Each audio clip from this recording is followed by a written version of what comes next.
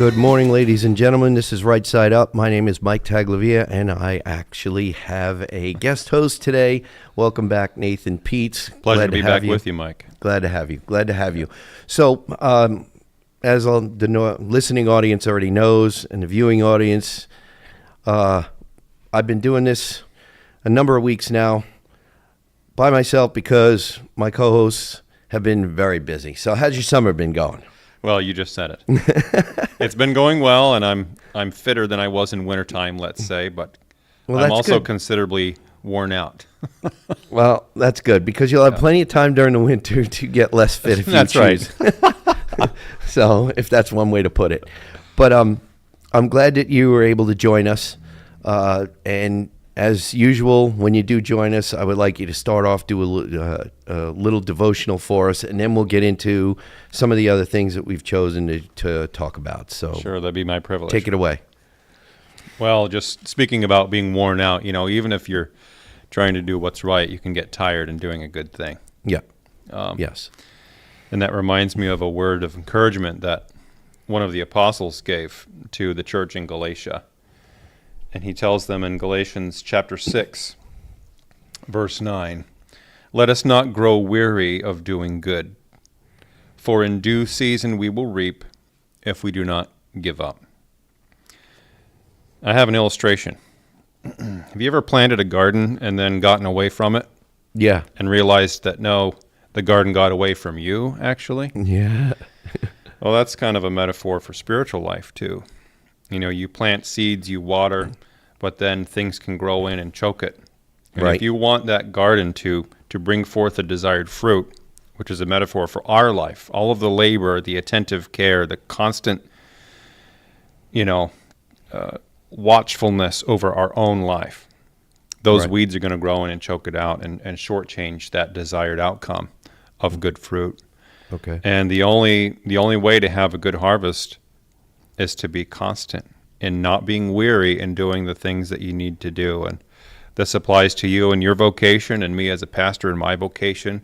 We can never stop doing those good things if we wish to see that desired outcome. Perseverance. Okay. Well, that very good. Very good. So I'm always glad that you're able to come and join us, and I'm always happy to have you do a devotional because I think that not only myself, but a lot of our listeners and viewers will get inspiration from it. So I wanted to switch gears and go back a little bit and kind of review a little bit. A few shows ago, I covered an article I think that I found on, I think it was from FYVT.com. I think it was a Dave Sulia article, but I cannot be certain. And it was about the $155 million per year budget in this state for school lunch program out of the SNAP. I think it came mostly from SNAP. And it was pretty interesting to see that now HHS, RFK Jr. put out from his department that the feds want information on SNAP recipients all over the country. And there was a bunch of fear-mongering in the state of Vermont from a former lieutenant governor and our current state treasurer regarding this. And the governor's office, from his press secretary, Amanda Wheeler, put out an email, and I want to read parts of the email. Let's see. Facts matter. Vermont complies with federal law requiring SNAP information sharing. Last month, the federal government notified states that they would be requiring states to provide specific information about Supplemental Nutrition Assistance Program, SNAP, participants to validate eligibility determinations and ensure program integrity. Okay. The statement goes on. Although the federal government's approach has been unnecessarily political, their view, not mine, the bottom line is this is a federal benefit. The federal government is legally entitled to this information and has been for much of the last decade. Here are the facts, and that's what we try to deal in on this program. Here are the facts. All information provided to the federal government is information states are required to provide in accordance with the USDA's notice in the Federal Register published June 23, 2025, pursuant to the Federal Privacy Act of 1974. Number 2, let's see. A law was also passed through a bipartisan effort in Congress in 2018 with unanimous support from Vermont's congressional delegation clarifying the government's right to this information.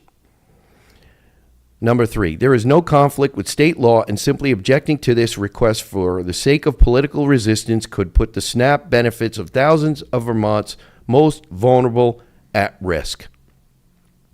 So, as the governor has said, we cannot live in chaos for the next 3.5 years. Vermont will continue to evaluate all requests and actions by the federal administration based on reality, not rhetoric. Okay, so I just wanted to put that out there because there was a lot of fear-mongering put on social media and stuff like that, and there was nothing out of order in the request for this information. And then the HHS Secretary RFK Jr., and you probably know this already, Nathan, put out another directive, no sugary, and I believe they're going to restrict starchy goods, and a lot of states are already requesting that that be the case. I'm not sure that Vermont has yet. But as was covered in the FYVT article, sugary and starchy foods are not the most healthy foods. And if we are in the business of taking care of our citizens, then is it not a good idea to have the most healthy food available? And since people haven't been making the right choices, well, that choice should be made since it's your money and my money and other hard-working taxpayers' money that's going into this program. So I don't see a problem with this. What do you? What say you? Well, what's the nature of the fear-mongering? I mean, who's to object against the removal of sugary and starchy foods from inclusion in the SNAP program or the school program? I don't know. What's the concern? The fear-mongering was something about privacy, I think, with respect to information. But if people are signing up for this program, then their information is with the federal government and with the state of Vermont to administer the program. I don't see if they're looking for a federal aid and have that aid program administered through the state, then that's one of the requirements. And I like I said, I believe it's just fear mongering. There was not a lot of, it wasn't truthful information that was put out. That's why I'm glad that the Facts Matter email came out. The objections aren't, we want to keep Twinkies in school lunch, right? It's that somehow we've got a conflict over the right to privacy. But the fact that these are public funds means if you're going to receive public funds, you have to be open. Well, yeah. Yeah. And there, I don't see any reason why there's not conditional. It's not, it's someone else's money. It's someone else's money. So it should be conditional. And why not it be on condition that it's healthy? Is it a healthy decision to allow SNAP to be used to buy cigarettes? I don't think so. No. Since there's a warning on cigarettes. Is it a healthy decision to allow someone to eat nothing but sugary and starchy foods when we know we have problems with ADHD and obesity and diabetes and stuff? If we can prevent that simply by making that so available through a government administered program, other people's money in the program, that it's just not it's just a made up issue. It's a manufactured problem. So I just wanted to put that out there because, we like to deal in facts here. So that press release I thought was very good and timely. You would not think that healthy food would be politicized. No. I would hope not. Yeah. Here we are. If this is actually the best interest of the next generation of Americans. Yeah. Yeah. Which that shouldn't sound like a political statement, right? Yeah.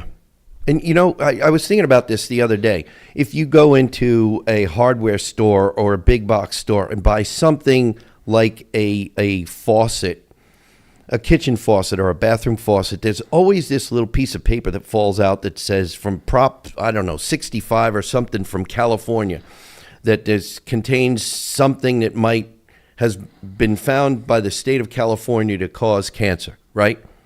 Well, then why are not some of these sugary drinks, these starchy foods, not having some sort of a label on them as well? Right. If we're worried about public health, then why are we worried about all aspects of it and not just something that might cause cancer? Because think- sugar is a subsidized industry. Okay. So it just, Yeah.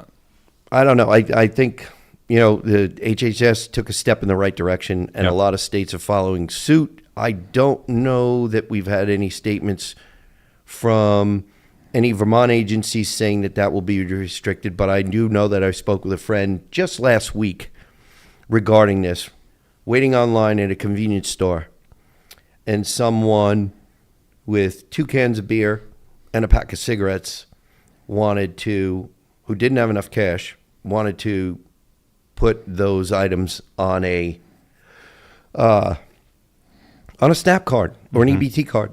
And that was not available as an option. But what they did apparently do was use, I didn't even know this was a thing, EBT cash. So they were able to take out cash and use the cash for 2 beers and a pack of cigarettes. Now, all in the middle of the day when this person, who I know, is out working to be able to support himself and the SNAP program while this is happening. It's not right. It's not right. You want to eat healthy, you have the necessity for eating healthy, and you're down on your luck, great. We have a program for you. But, that program should be provided to promote your health. Well, my wife's stepfather grew up getting government cheese and government peanut butter, he Right. said, because their father left the family and his mother was raising 4 boys.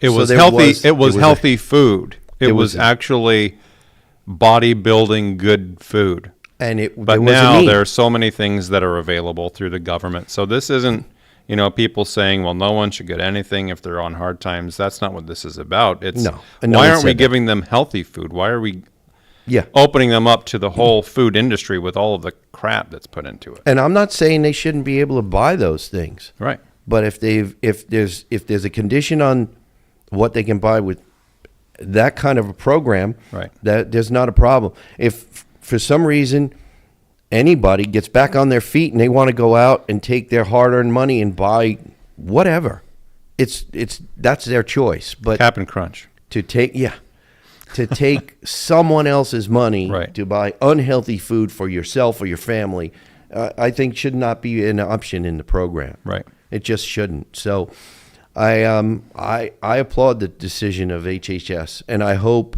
all 50 states, including the state of Vermont and the state of New Hampshire, follow the lead of other states who are saying, no, we're not going to allow starchy and sugary foods because we really care about the health of those who are on this program. We really, truly do care. So believe it or not, Nathan, we've already come to the end of one segment. Time really flies way Yeah. too fast. So we're going to have to take up our discussion in a couple of minutes. We've got to pay some bills. Ladies and gentlemen, you're listening to Right Side Up. That must have been love. I was Welcome back, ladies and gentlemen. You're listening to Right Side Up. My name is Mike Taglavia. My co-host today is Nathan Peets. Welcome back, Nathan. Thanks. Glad to be with you. I wanted to cover something that actually a couple of shows ago I wanted to cover this, and there was just not enough time.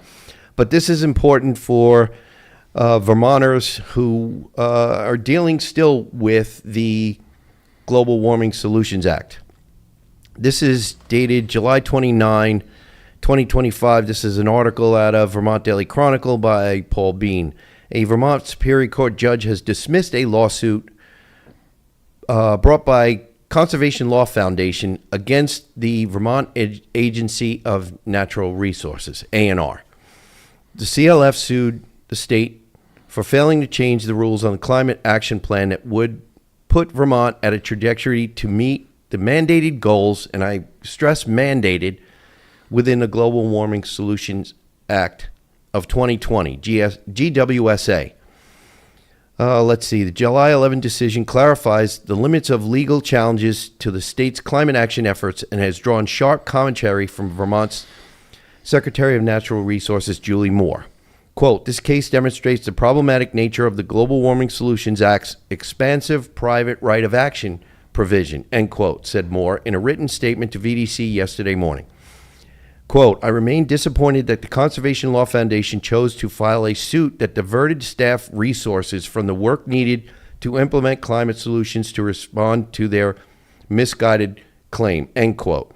And this is one of the main concerns of many Vermonters, that we would, because our own Vermont legislature back in, 2020, implemented this statute that says, do this or else. We're going to set ourselves up to be sued, and you, the taxpayer, will be forced to foot the bill and maybe pay out in a summary judgment or whatever, a judgment against the state because we haven't met mandated targets. So, quote, let's see. Oh, never mind. The lawsuit challenges ANR's July 2024 determination not to update rules implementing the Vermont Climate Action Plan. CLF argued that ANR's review process relied on bad modeling and failed to assess whether existing rules would meet the Act's 2025 greenhouse gas emission reduction targets. The CLF sought a court order compelling ANR to revise its rules by a specific deadline. The problem with the GWSA, Global Warming Solutions Act, in a nutshell, is it wants us to go back to 1990s levels at one point of the so-called greenhouse gas levels. In prior shows, Nathan, you weren't with me, but you know this already. CO2 is one of those greenhouse gas boogeymen of the left. And we know many scientists have come forward. Many people have stated, and I've quoted from a book, Inconvenient Facts by Gregory Wrightstone, CO2 is a plant nutrient. Right. Okay. So, but what the GWSA is saying is we have to go back to 1990s levels. And we've talked about this, I think you and I. If we are worried about affordability in the state of Vermont, if we're worried about more housing and keeping people here, both young and old, if we go back to 1990s levels, we cannot grow the economy. Because if the economy grows, we are going to be we'll have more industry, whether it be the building industry or whatever. We'll have more people, and I think more people, what's wrong with having a goal of 1 million residents in the state of Vermont? I think there's nothing wrong with it. Well, I think this reflects the opposite goal, is to have more of the land in conservation with fewer people who have Depopulation. more control over what goes on in the state. Yes. Yeah, I agree. So it all consistently lines up with that agenda. Yeah. So, but this court ruling is definitely a win, especially with respect to the endangerment finding from the EPA at the national level. It's definitely, we are going to have an energy enlightenment, I believe, in this country and in this state, because we are bringing common sense to the table. I like that, energy enlightenment. We need to. We must. Yeah. So let's see. Quote, climate change isn't waiting, so we're disappointed that this ruling does not allow the case to move forward, end quote, said CLF Vermont Vice President Elena Mahali. Quote, the purpose of this lawsuit was to ensure that we are clear-eyed about what we need to do to tackle the impacts from extreme storms, record heat, and our warming planet. Although the state made some corrections to its climate model As a result of the concerns CLF raised in this lawsuit, this decision means the public can't legally challenge the agency's review. This lack of accountability is troubling, end quote. Well, what needs to be taken into consideration, in my personal opinion, is all of the facts here. And in past years, people who disagreed with the climate change initiatives of the left were silenced. And we see that that's not the case anymore. So with more facts coming out, with the ability of people to know and hear about modular nuclear plants and how efficient they are and how small the footprint of them is, then we are actually finding out that we have more options than we ever thought of possible. We're finding out now, because free speech has now, it's now in vogue again, that windmills, wind turbines, are not as environmentally friendly as we were told they are, because facts matter, right? Like we talked about in the first segment.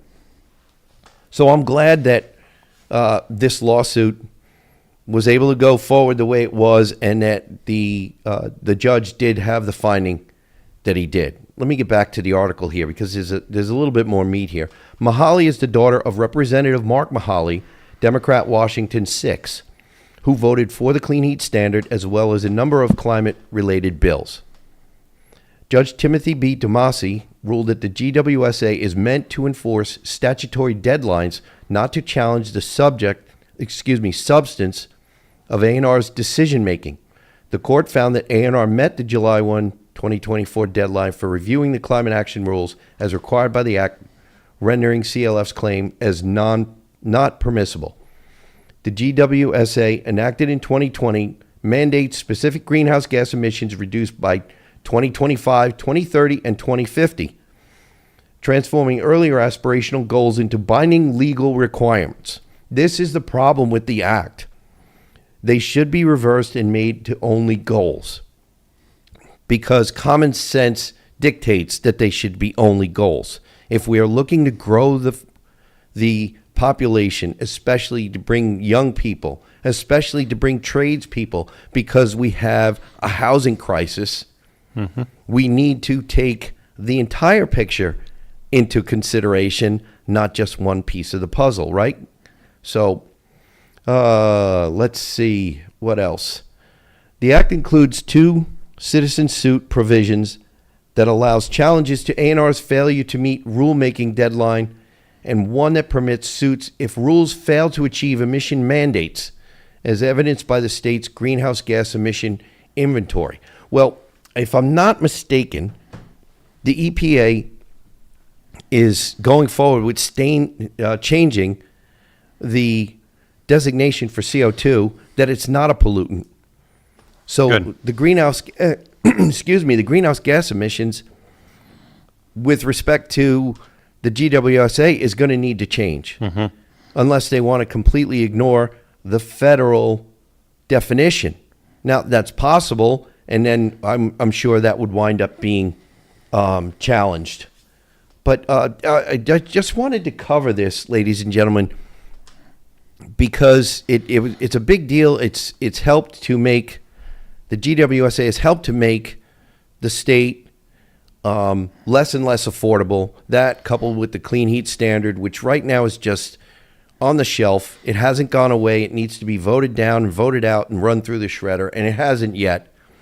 But I wanted to go to one comment, and this is a comment by Rich, won't use last names, on July 29th.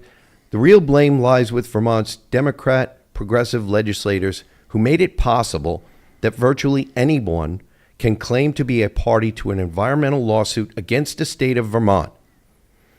If we seek blame at a higher level, it should be directed at anyone who votes for Democrats and progressives in Vermont. And what I would add to that is one of the reasons why we continue to do this show, to keep people informed. So in response to Rich, I would say, to encourage your friends and neighbors to inform themselves, not only who in your legislature is your representative or your senator, who in neighboring counties are the representatives? What did they vote for? Is there a way that you can help your neighbors in other counties find candidates who will vote against this stuff? If it's that important to you, it should be and Nathan, please chime in. It should be, find a way to make it a topic of conversation at a barbecue, at a birthday party, even if it's a side conversation. Not that, and I understand, there are some people who get so emotional, they just go fly off the handle and you can't have the conversation. I'm not saying try to have a conversation with that person, your friend, your family member, or whatever. Someone who, for some reason, they make a comment about the cost of groceries or the cost of fuel. That's their in to start the conversation, right? And Yeah.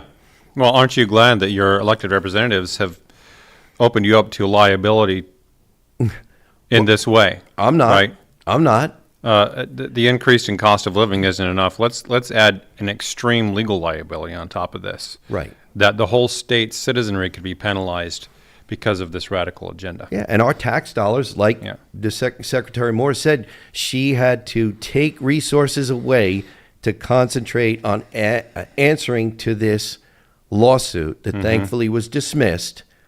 But we have no guarantee that this will not be challenged and brought to a higher court.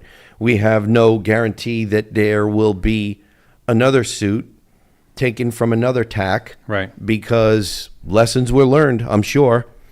And just by the judge's response, I'm sure there are people working hard and fast to So bring there's another suit. urgency to repeal the GWSA, Yes. which can only happen if there's a change in our representatives.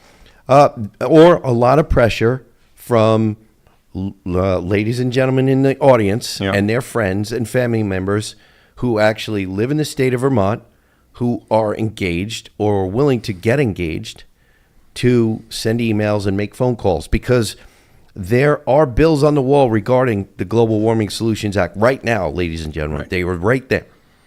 And the only way they're going to come off the wall is pressure. There are representatives sitting in that committee, the Energy Committee, who I know are trying to get that off the wall. They're trying to get it considered. They're trying to get it voted out of committee so it can be voted on in chambers. But it won't happen without the help of the voting public, of the hardworking, tax-paying voting public. So the real emergency isn't the climate emergency; it's the legal emergency. Well, I would argue it's one and the same. It's one and the same. And one of the things that I like so much about what's going on at the national level is because it's bringing this to the forefront and it's keeping it in the forefront. It's brought back the debate, and really serious debate. I mean, look at some of the statements that EPA Director Zeldin has made and HHS Secretary RFK Jr. have made. They're talking about bringing everything to the table and applying real science, real data, and common sense. Common sense. And it makes sense, and we've talked about this on the show numerous times. We have numerous options in our homes. Options for heat and lighting and everything else, air conditioning or not. Options in our cars that, heated seats, air-conditioned seats, things like that. There is no reason whatsoever that we need only one option for energy in this state. It's a cold state. And the other thing, we're already running out of time here, so we're going to have to bring this back. But there are, natural gas pipeline. It's gonna be coming. It looks like it. So we're gonna have to break, ladies and gentlemen. I'm running over. You're listening to Right Side Up.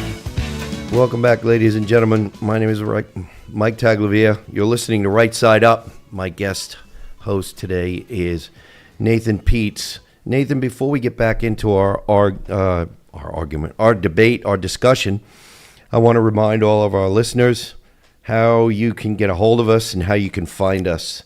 RightSideUpRadio@gmail.com if you'd like to drop us a line. You can find us on WNTK.com if you can't find us, or listen to us if you're out of the listening area of WNTK. WNTK.com, find the podcast button, click on it, and scroll down to right side up. You'll find a number of our shows. By all means, listen in any time of the day or night that you'd like, and please share it with a friend. You can find us on 802 Scoop Facebook, 802 Scoop YouTube. You can find us on Podbean, and you can also find us on granitegrok.com. And I don't think I've forgotten any of the other ones, but and we are looking to expand, and we will be. Our network is growing. So thanks to our listeners and everybody who has spread the word about us. I want to get back a little bit, cover just briefly one more thing that EPA Director Lee Zeldin did. He was on a visit to the Northeast. He did visit Vermont, and unfortunately, I had no idea he was going to be here. Otherwise, I would have tried to go to whatever press conference or whatever he actually held. It would have been nice to be able to see him in person. But one of the things he talked about extensively, I believe, in New Hampshire was the idea of extending the natural gas pipeline into New Hampshire to help make energy more affordable for the Northeast.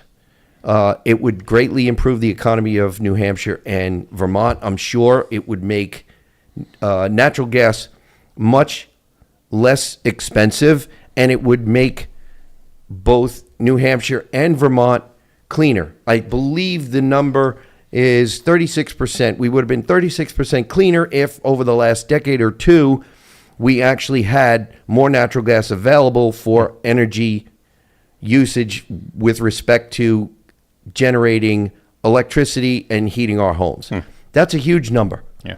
That's a huge number, and we need to make sure that that really happens. We need, hopefully, Director Zeldin will find a way to get, I think the pipeline was stalled at the New York border, and if I remember correctly, it was former Governor Andrew Cuomo who was one of the big stumbling blocks. So hopefully that will be changing, and we can bring less expensive natural gas to the Northeast.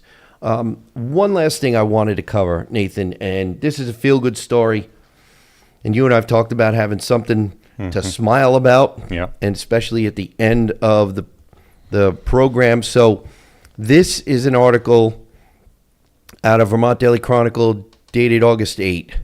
Kids put down their smartphones to mow 50 lawns and feel great about it. Let's see. This is by Compass Vermont, but like I said, I found it on Vermont Daily Chronicle. In an age where the glow of a smartphone often seems more appealing than the summer sun, a nationwide movement is inspiring kids to trade virtual worlds for real-world work. Here in Vermont, where community and a hard day's work are cherished values, this message is finding fertile ground. The man behind the movement, Rodney Smith Jr., arrived in Thetford Center this week, not just with a lawnmower, but with a powerful challenge for our state's youth. Let's see. As he posted to his vast social media following on Thursday, quote, "Vermont, it's great to be back. I'm headed to Thetford Center, Vermont. In the morning, I will visit 3 schools and their pre-K classes for an epic bubble mowing today. 70 kids in total." End quote. His goal is to show Vermont kids the profound satisfaction that comes from helping a neighbor one lawn at a time.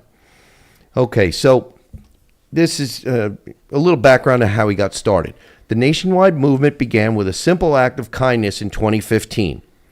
According to his foundation's website and multiple interviews, Smith, then a computer science student in Alabama, saw an elderly man struggling to mow his lawn.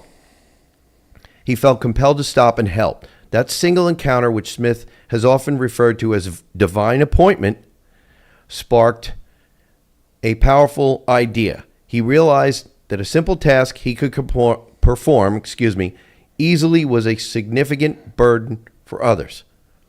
He initially set a personal goal to mow 40 lawns for free. After reaching that, he upped it to 100. As news of his free service spread, so did the demand. He knew he couldn't do it alone. This realization was the seed from which his foundation grew, aiming to enlist young people to answer the call of service in their own communities. So, what did he call it now? Divine appointment. Okay, so another reason, ladies and gentlemen, why every time I have Mr. Peets on, I ask him to do a devotional. Okay, just to get away from the article. The people, your elected officials, I won't call them leaders because they're elected public servants is what they are. They are not the ultimate authority. They are not. And I truly believe that. And there unfortunately are not enough people in public service, in my opinion, who do believe that. You know, I gotta chime in here with a verse from the Apostle Paul. He says, "Through love, serve one another." You know, government can give mandates and write laws and invoke penalties, but it's God who inspires people through love that he puts in their hearts to serve others willingly, without fear, without coercion. It's because they desire to. And that's what's going to lead to, I think, the restoration of our communities, of well-being, and of, Lord willing, the rebirth of freedom in this country, as people care about their neighbor enough to help them and do something for them. Yeah. I agree. I just want to get back quickly to this article. It's called basically the 50-yard challenge. At the heart of Smith's mission is the 50-yard challenge. It's a straightforward yet brilliant concept designed to engage and motivate youth. According to the foundation, children, both boys and girls, who accept the challenge are asked to mow 50 lawns for free for the elderly, disabled, single parents, and veterans in their communities. This program is structured like a game to keep kids engaged. When a child signs up, they receive a white Raising Men or Raising Women t-shirt and a set of safety glasses and earplugs. For every 10 lawns they mow, they earn a new different colored t-shirt, working their way up through orange, green, blue, and finally a black t-shirt for completing all 50. Wow. Okay, but the ultimate prize is more than just a shirt. As stated by the foundation, for every child who completes the 50-yard challenge, Smith and his sponsors will travel to them and gift them a brand new lawnmower, weed eater, and blower, empowering them to continue their service.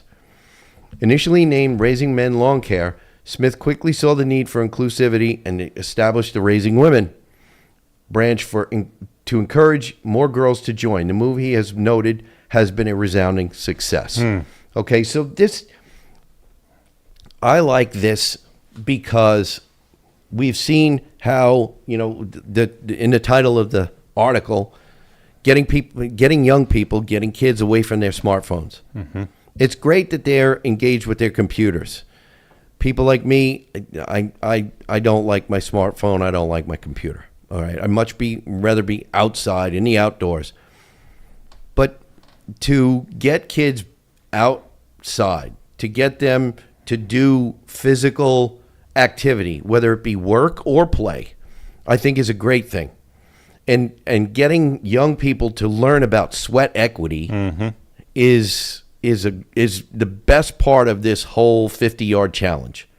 That teach them not to fear breaking out in a sweat. I've talked to numerous contractors who can't get young people, especially young men, to come work on construction projects. And they basically just say, "Oh, this is not for me. This is too hard." If you're 16 to 21 years old and you're a little bit of sweat is too hard, what about the rest of your life? I got to say, it only gets harder when you're older.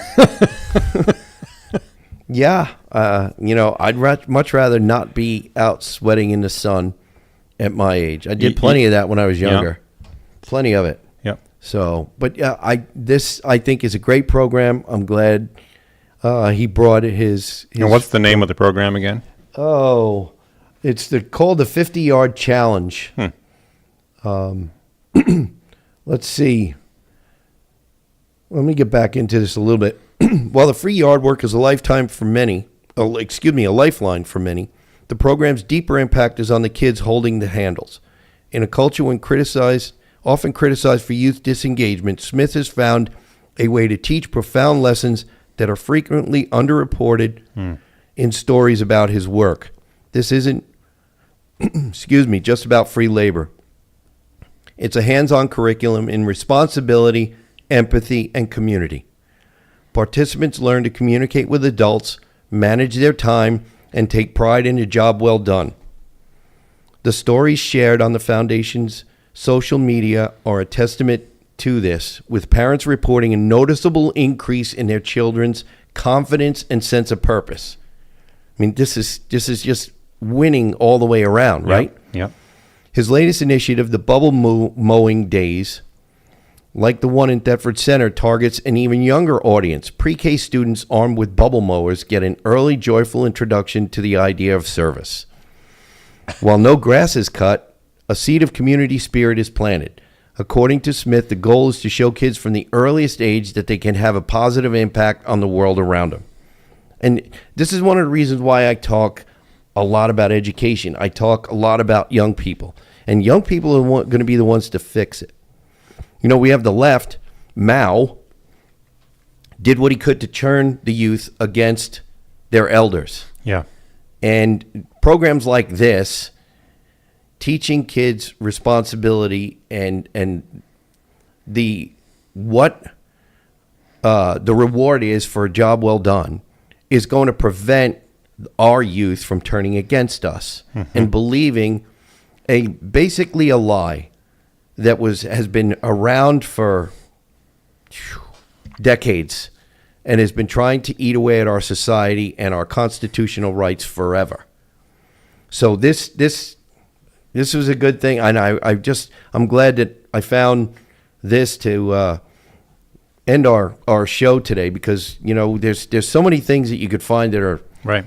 not they just don't bring a smile to your face.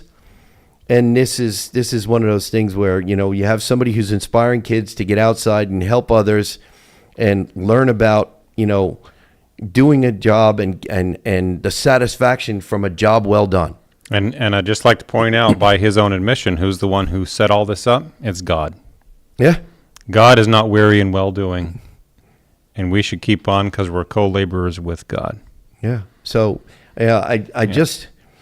this is, you know, we try week after week. We don't have a very long time, but we try to inform people, and we try to plant seeds. Here we go with the garden again. Yeah. We can't cover in this short time period of our show, even every week, everything that needs to be covered. But if I can plant a seed, if I could tell you about a Substack author, or if I could tell you about a news outlet, whether it be a national news outlet or a local news outlet, where you can find information that will help keep you informed, where you can find facts. And then you, ladies and gentlemen, can go and do your own digging and your own research, because knowledge is power, right? Knowledge is power. So that when you hear something that you know is patently false, you have the option. Do you refute it? Do you debate? Or you just in your own mind say, well, that person is happy to be uninformed and walk around with false, preaching a false narrative. But we're thankful that you come and listen to us every week, ladies and gentlemen. We're thankful for the opportunity to spread the word. So I would just like to end this. I'm glad we ended on a positive note. And I want to just remind our listeners, stay safe, stay informed, listen to Right Side Up.